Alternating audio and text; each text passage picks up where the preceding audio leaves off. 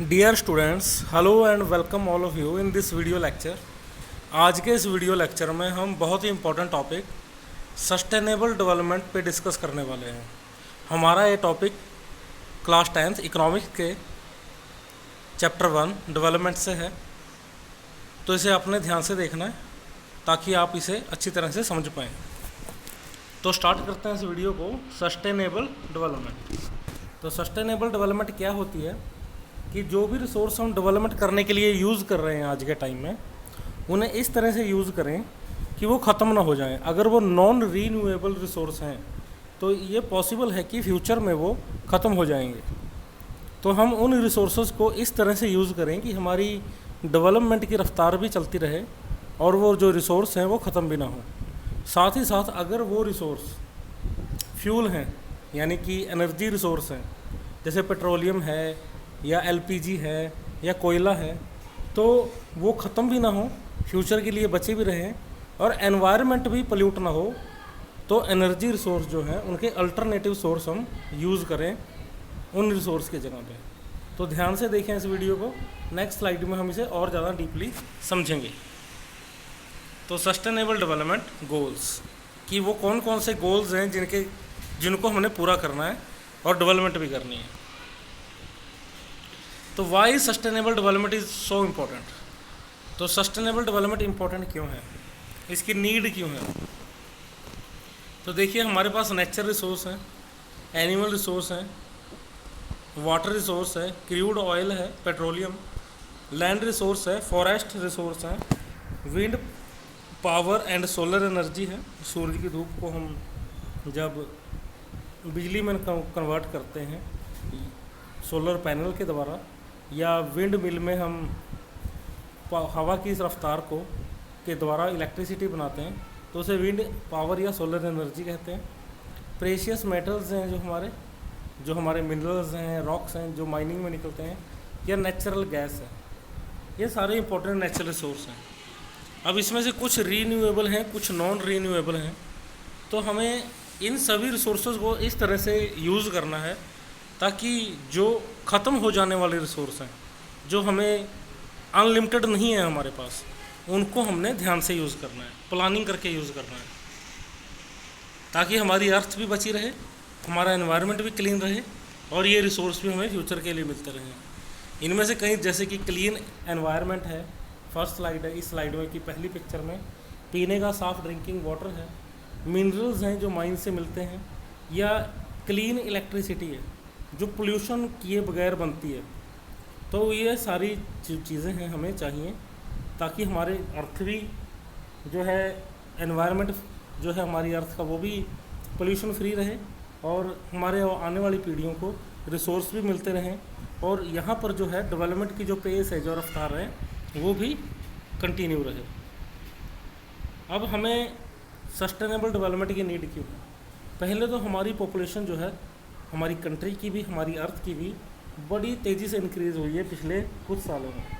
तो इतनी ज़्यादा पॉपुलेशन के लिए रिसोर्सेज की भी नीड है, डेवलपमेंट की भी नीड है। तो इससे रिसोर्सेज पे बर्डन बहुत ही बड़ा है। उसके बाद इंडस्ट्रियल डेवलपमेंट हुई है। तो इंडस्ट्रियल डेवलपमेंट होने के कारण हमारा जो एनवायरनमेंट है वो बहुत ही तेज़ी से पोल्यूट हुआ है। हमारे एनवायरनमेंट में बहुत सी जहरीली गैसें फैल गई हैं, जिनके कारण बहुत सी बीमारियां लोगों को होती हैं और वेजिटेशन का बहुत ज़्यादा लॉस हुआ है और वाइल्ड लाइफ पे भी इसका नेगेटिव इम्पैक्ट हुआ है। अब हमारी दुनिया ने, इंसान ने, ह्यूमैनिटी ने इकोनॉमिक ग्रोथ बहुत की है। अब इकोनॉमिक ग्रोथ जब होती है तो रिसोर्सेज की डिमांड भी ज़्यादा बढ़ती है। तो कई तरह की जो फैसिलिटीज़ जो है इंसान परचेज़ कर पाता है इकोनॉमिक ग्रोथ होने के कारण। तो ज़्यादा रिसोर्स मीन्स ज़्यादा एक्सप्लॉयटेशन ऑफ रिसोर्स। अब हमें उन रिसोर्सेज का अल्टरनेटिव सोर्स फाइंड करना ज़रूरी है ताकि फ्यूचर के लिए वो रिसोर्स बचे रहे। और टेक्नोलॉजिकल एडवांसमेंट, जैसे कि आजकल हम देखते हैं कि व्हीकल्स जो हैं सड़कों पे बहुत ज़्यादा हो गए हैं, जिससे एक तरफ पोल्यूशन फैलता है, दूसरी तरफ जो पेट्रोलियम है उसकी डिमांड बढ़ती है, बहुत ज़्यादा खपत होती है। तो टेक्नोलॉजी बढ़ी है। फिर दूसरी तरफ हमारा जो मोबाइल टेक्नोलॉजी है उसके फील्ड में एडवांसमेंट हुई है, जिसके कारण रिसोर्सेज की नीड बहुत ज़्यादा बढ़ी है। As a raw material metals की नीड बढ़ी है। तो बहुत ज़्यादा जो है रिसोर्सेज पे कुल मिला के कहने का मतलब है बर्डन आया है। The effect of this rapid use of exploitation का मतलब है यहाँ पे exploitation of resources can already be seen around the world in different ways. Can you think of any? तो बहुत तेज़ी से जो है कहने का मतलब है कि रिसोर्सेज का एक्सप्लोइटेशन बढ़ा है, जिसके कारण रिसोर्सेज बहुत तेज़ी से खपत हुई है, और ऐसे इस स्पीड में खपत होने के कारण रिसोर्सेज जो हैं वो लगातार ख़त्म होते जा रहे हैं। फिर जो हमने तरक्की की है, जो इंडस्ट्रियल एडवांसमेंट है या टेक्नोलॉजिकल एडवांसमेंट है, उसके कारण हमारे एनवायरनमेंट को में पोल्यूशन बढ़ा है, ट्रीज़ कटे हैं, रेजिडेंस के लिए नए नए एरियाज़ फाइंड करने पड़े हैं। तो सबसे पहले एग्रीकल्चर के लिए जो हम वाटर निकाल रहे हैं, अंडरग्राउंड वाटर, रेनफॉल का जो साइकिल है वो चेंज हुआ है, तो पानी की भयंकर कमी हुई है, जिसे वाटर स्कार्सिटी कहा जाता है। दुनिया के कई कोनों में तो पानी की बहुत ही ज़्यादा भयंकर कमी है। इंडिया में भी बहुत ऐसे एरियाज़ हैं जहाँ पर पीने के पानी के लिए भी लोगों को बहुत ज़्यादा स्ट्रगल करना पड़ता है। उसके बाद सोइल इरोजन के कारण जो फर्टिलिटी ऑफ सोइल है उस पर इम्पैक्ट पड़ा है, जो फूड ग्रेन्स हैं उनकी प्रोडक्शन पे असर पड़ा है इसका। तो सोइल इरोजन, क्योंकि सोइल भी एक इम्पॉर्टेंट रिसोर्स है हमारा। फिर जो मिनरल रिजर्व हैं, जहाँ से हमें मिनरल मिलते हैं, जो हमारी माइंस हैं, उनका बड़ी तेज़ी से डेप्लेशन हुआ है। बहुत ज़्यादा मिनरल निकाले गए हैं धरती से, और इतनी तेज़ी से मिनरल निकलने का मतलब है कि फ्यूचर के लिए मिनरल्स का अवेलेबल ना होना। और ग्लोबल वार्मिंग बढ़ी है, क्लाइमेट चेंज हुआ है। अक्सर हम न्यूज़ में सुनते हैं कि पोल, जो नॉर्थ पोल साउथ पोल है, या जो ग्लेशियर हैं, उनकी बर्फ़ तेज़ी से पिघल रही है, जिससे समंदर का वाटर लेवल बहुत बढ़ जाने वाला है फ्यूचर में। ग्लोबल वार्मिंग हम देख ही रहे हैं आजकल कितनी गर्मी हो रही है। तो क्लाइमेट बहुत तेज़ी से बदला है धरती का। कई एरियाज़ ऐसे हैं जहाँ अब जो है रेनफॉल बहुत कम होता चला जा रहा है। तो ये भी एक बड़ी समस्याएं हैं, ठीक है, आज के टाइम की। तो और फिर एयर पोल्यूशन भी बढ़ा है। हाँ, जो एयर की क्वालिटी है वो बहुत ही ख़तरनाक स्तर पे पहुंच गई है। कई शहरों में तो सांस लेना भी मुश्किल हो गया है। और ये सारा हम बढ़ते हुए व्हीकल्स या जो पोल्यूशन है, जो मिनरल्स या ये जो फॉसिल फ्यूल्स हैं, उनके जलने से, जो व्हीकल्स हैं या इंडस्ट्रीज़ हैं, उनके इंजनों में या इंडस्ट्रीज़ की जो बॉयलर्स हैं, उनमें जब ये फ्यूल जलता है तो वो उसका जो पोल्यूशन है वो हवा में मिल जाता है, जिससे लोगों को सांस लेने में दिक्कतें होती हैं। तो हमारे एनवायरनमेंट का जो स्टेटस है वो बहुत ख़राब हुआ है, एनवायरनमेंट की स्थिति बिगड़ी है। और लॉस ऑफ बायोडाइवर्सिटी का मतलब क्या है? जो हमारा फ्लोरा एंड फ्योना है। तेज़ी से जो तरक्की इंसान ने की है उसके लिए उसने बहुत सारे जंगलों को काटा। इंसानों ने रहने के लिए या इंडस्ट्रीज़ के लिए या खेती लायक ज़मीन के लिए जंगलों को काटा, जिससे उन जंगलों पर डिपेंड हो रहने वाली जो जीव जंतु थे उन पर भी बुरा असर पड़ा। तो बायोडाइवर्सिटी को बहुत ज़्यादा नुकसान पहुंचा है। और बायोडाइवर्सिटी एक साइकिल क्रिएट करती है मिलके, फ्लोरा एंड फ्योना, जो ह्यूमन लाइफ के इस धरती पर टिके रहने में बड़ा हेल्पफुल होता है। और बायोडाइवर्सिटी का जब लॉस होता है तो ह्यूमन के लिए जीना भी मुश्किल हो जाता है। और अगर इसी तरह से बायोडाइवर्सिटी का लॉस होता रहा तो एक दिन ऐसा आएगा जब इंसान भी धरती पर नहीं रहेगा। तो कई सारे नुकसान हुए हैं हमारी डेवलपमेंट के कारण, यानी कि जो डेवलपमेंट इंसान ने की है वो इन सब को दाव पे लगा के की है। अपने एनवायरनमेंट को दाव पे लगाया है, मिट्टी ख़राब होती जा रही है, मिनरल ख़त्म होते जा रहे हैं, पोल्यूशन बढ़ गया है, तो कितनी सारी प्रॉब्लम्स आई हैं। कोयला और पेट्रोलियम के जलने से एक तरफ जहाँ ये रिसोर्स ख़त्म होते जा रहे हैं, फ्यूचर में ज़्यादा सालों तक हम इन रिसोर्सेज पे डिपेंड नहीं रह पाएंगे। और उसके बाद ये इनका ओवर यूज़ जो है, जिस दिन ये ख़त्म हो गए तो हमारी जो डेवलपमेंट की रफ्तार है वो भी थम जाएगी। तो over in addition to over use we also depend highly on resources that are not good for the environment like oil and petroleum. तो इन रिसोर्सेज पे हम डिपेंड तो है ही है, ये हमारे एनवायरनमेंट के लिए भी ख़तरनाक हैं, क्योंकि ये बहुत ज़्यादा पोल्यूशन फैलाते हैं। और ये हाल हो जाना है हमारी दुनिया का आने वाले समय में, जो स्लाइड में आपको दिख रहा है। और जो बंजर ज़मीन है वो इस तरह से नज़र आएगी, क्योंकि सॉइल इरोजन के कारण ज़मीनें खेती लायक नहीं रहेंगी। अंडरग्राउंड वाटर ख़त्म हो जाने के कारण जो इरिगेशन है वो फैसिलिटीज़ नहीं रह पाएंगी, तो खेती लायक ज़मीन ही बचेगी और इंसान को फूड क्राइसिस को झेलना पड़ सकता है। अभी स्लाइड में क्या है कि किस तरह से जो हमारा वाटर साइकिल है वो चलता है। एवोपरेशन के कारण बादल बनते हैं सूरज की धूप पड़ने से, और फिर वो कंडेंस होके बादल बन के फिर से धरती पे बरसते हैं। लेकिन इससे क्या होता है कि जो वाटर जो ज़मीन सोखती है, अंडरग्राउंड वाटर जो है वो धरती में जाता है, लेकिन जब हम ट्यूबवेल के ज़रिए पानी को निकालते हैं धरती से, तो जितनी स्पीड में हम वाटर को निकाल रहे हैं उतनी स्पीड में हमारी धरती दोबारा अंडरग्राउंड वाटर जो धरती का है वो रिचार्ज नहीं हो पा रहा, जिसके कारण वाटर जो है उसका लेवल घटता जा रहा है, जिसके कारण अंडरग्राउंड वाटर जो है एक टाइम पे पीने के लिए भी नहीं मिलेगा। इस स्लाइड में इसको ध्यान से बताया गया है, जो ग्राउंड वाटर लेवल है वो किस तरह से घट रहा है, बड़ी तेज़ी से घट रहा है। इसमें तो ये ध्यान से देख लेना आप चार्ट। तो अब यहाँ पर सस्टेनेबल डेवलपमेंट की नीड हमें पड़ती है, क्योंकि हमने डेवलपमेंट तो ज़रूर की है, स्पेशली इंडस्ट्रियल रेवोल्यूशन होने के बाद इंसान ने बहुत ज़्यादा डेवलपमेंट किया है, लेकिन उसके कारण हमने एनवायरनमेंट को इतना नुकसान पहुंचाया है, अपनी वाटर रिसोर्स को इतना नुकसान पहुंचाया है, या मिनरल्स का इतना ओवर यूज़ किया है कि हमने अपनी ही ज़िंदगी को ख़तरे में डाल लिया है एज ए ह्यूमन बीइंग। यहाँ तक कि ह्यूमन बीइंग की गलती की सज़ा बेजुबान जानवरों को, हमारी धरती पे पाए जाने वाले फ्लोरा और फ्योना को भी मिलेगी।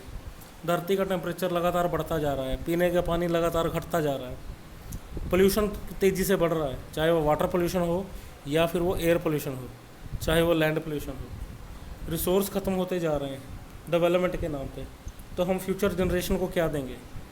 वो डेवलपमेंट नहीं कर पाएंगे क्योंकि उनको ये रिसोर्स नहीं मिलेंगे। तो हमें सस्टेनेबल डेवलपमेंट की नीड है। अब यहाँ सस्टेनेबल डेवलपमेंट क्या है?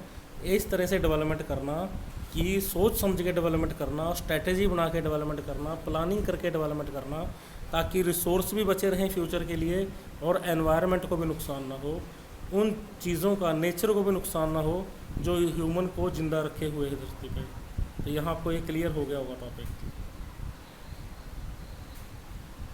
सस्टेनेबल डेवलपमेंट की नीड क्यों है और हम क्या कर रहे हैं। तो सबसे पहले हमें रीयूज़, रिसाइकल एंड जो है डस्टबिन में अगर हम कचरा डाल रहे हैं अलग अलग करके डाल रहे हैं, ताकि कुछ कचरा हमारा ऐसा होता है जिसे हम खाद में कन्वर्ट कर सकते हैं, लेकिन कुछ कचरा ऐसा होता है, प्लास्टिक है, लोहा है, जिसे हम रिसाइकल करके फिर से यूज़ कर सकते हैं। तो इन्हें हमें अलग अलग करना होगा। यूनाइटेड नेशन की एक ऑर्गेनाइजेशन है, यूनाइटेड नेशन ऑर्गेनाइजेशन की UNEP, United Nation environment programme. तो सस्टेनेबल डेवलपमेंट गोल्स उसने क्रिएट किए हैं। We need to think about the impact of our actions and think of ways to develop sustainability, कि अब हमें अपने जो एक्शंस हैं उनको चेक करने की ज़रूरत है, उनको देखने की ज़रूरत है कि किस तरह से वो इम्पैक्ट कर रहे हैं हमारे ऊपर, और हमें अब डेवलपमेंट जो है सस्टेनेबिलिटी के साथ करनी होगी।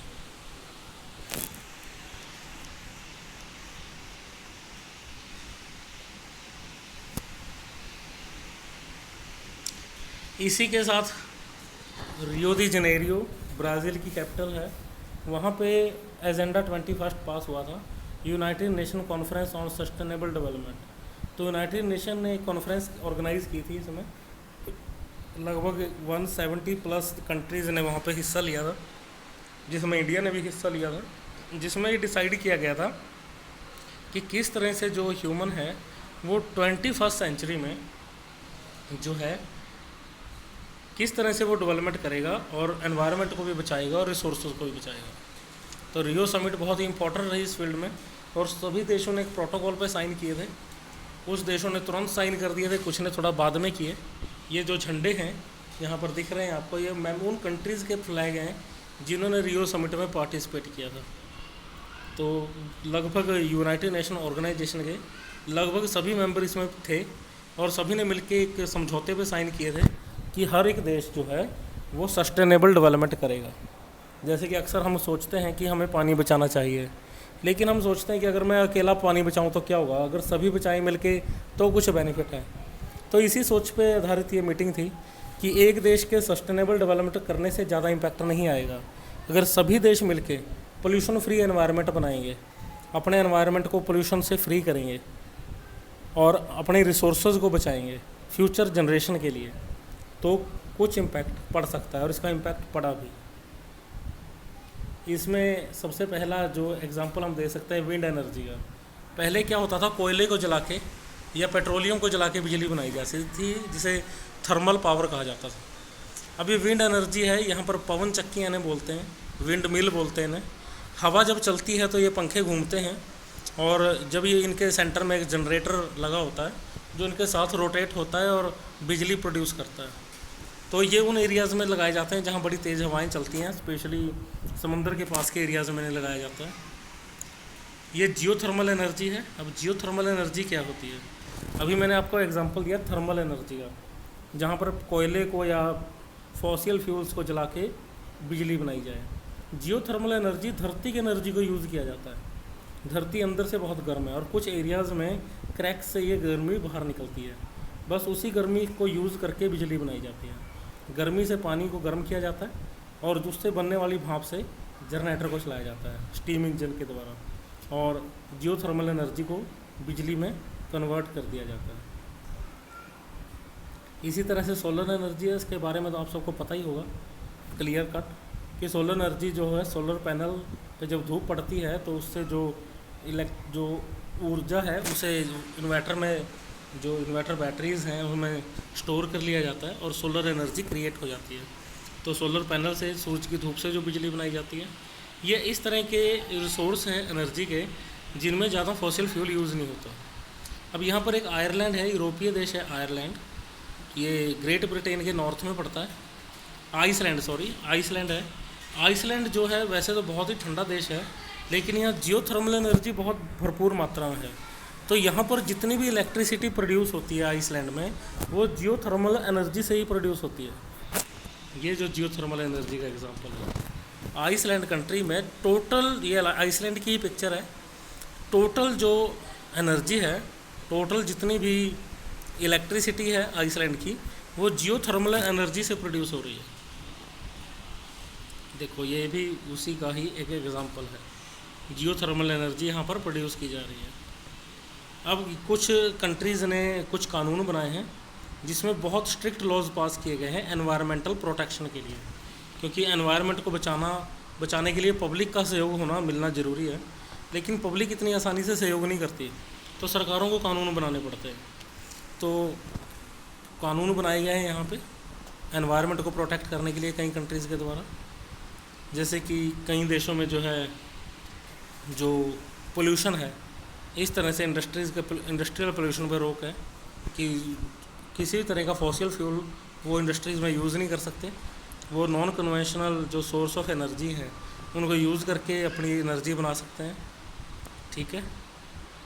और फाइन लगाने का प्रावधान है उन देशों में अगर कोई किसी तरह से भी एनवायरनमेंट को नुकसान पहुंचाता है। रवांडा एक देश है, अफ्रीका का देश है रवांडा, वहाँ पर प्लास्टिक को टोटली बैन किया गया है, ठीक है। Rwanda in Africa has band single use plastic and plastic packaging materials across the entire nation. तो प्लास्टिक को टोटली बैन किया गया है रवांडा में, और रवांडा में सिंगल यूज़ पे भी रोक है, प्लास्टिक की पैकेजिंग कुछ भी नहीं मिलेगा प्लास्टिक वहाँ पे आपको। तो ये बहुत ही स्ट्रिक्ट एक्शन है। भारत में अगर हम देखें प्लास्टिक बैन की बात हो रही है यहाँ पे, तो कुछ स्टेट हैं जिनमें ये ब्लू कलर दिया गया है, वहाँ पर कम्प्लीटली बैन है प्लास्टिक। वैसे कम्प्लीटली बैन का मतलब है कि थोड़ा बहुत यूज़ तो होता ही है फिर भी, लेकिन उस वे में होती है जिसमें सिर्फ परमिटेड है। जो ये रेड कलर है यहाँ पे प्लास्टिक बैन नहीं है, और जो ग्रीन कलर है इसमें पार्शियली बैन है प्लास्टिक, यानी कुछ चीज़ों में बैन है और कुछ चीज़ों में परमिशन है। अब हमें क्या करना चाहिए as a citizen of this earth, धरती के हम निवासी हैं, अपनी अर्थ को बचाना हमारी भी ड्यूटी है। तो हमें इको फ्रेंडली प्रोडक्ट यूज़ करने चाहिए, जैसे जूट के बैग हैं जो, या फिर renewable source of energy use करना चाहिए। इलेक्ट्रिसिटी चार्जेबल व्हीकल्स आ रहे हैं फ्यूचर में। रिड्यूस, रीयूज़ और रिसाइकल पे जोर देना चाहिए। रिड्यूस मीन्स कुछ प्लास्टिक जैसी चीज़ों के यूज़ को कम करना, रीयूज़ की कुछ उन चीज़ों को फिर से यूज़ करना जो मेटल से बनी है चीज़ें या प्लास्टिक से, और रिसाइकल कि उन चीज़ों को फेंकना नहीं है बल्कि उनको फिर से यूज़ के लायक बनाना है, फिर से उनको रूप को चेंज करके रिसाइकल करना है। और इस तरह से हम अपने सस्टेनेबल डेवलपमेंटल गोल्स को कंप्लीट कर पाएंगे जहाँ पर हम अपनी डेवलपमेंट तो कर ही पाएंगे, साथ ही साथ हम अपने एनवायरनमेंट को बचाते हुए, अपने रिसोर्सेज को बचाते हुए फ्यूचर को बचा पाएंगे, अपनी अर्थ को बचा पाएंगे, अर्थ पे अपने जीवन को बचा पाएंगे। तो आई होप आपको ये वीडियो लेक्चर अच्छी तरह से क्लियर हो गया होगा। और फिर भी अगर आपको कोई डाउट है तो आप आस्क डाउट में जाके व्हाट्सएप पे जाके फिर से पूछ सकते हैं। So thank you all of you, happy learning.